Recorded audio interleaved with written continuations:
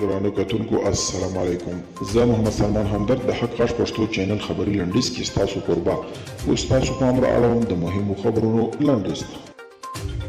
په اسلام آباد کې پخوانی افغان سفیر مولوي عبدالسلام ضعیف پر خپل فیسبوک پاڼه لیکلي دي په پنجاب کې د افغان سفیر د لور تښتونه او تعذیبول د ټولو افغانانو د عزت موضوع ده. هم باید د هر افغان لخوا په کلکه وغندل شي او هم یې پوښتنه وشي. پاکستان د ترهګرو له ملاتړه لاس واخلي او په دغه هیواد کې د ترهګرو شته مرکزونه او امر پټ ځایونه له منځه یوړل شي.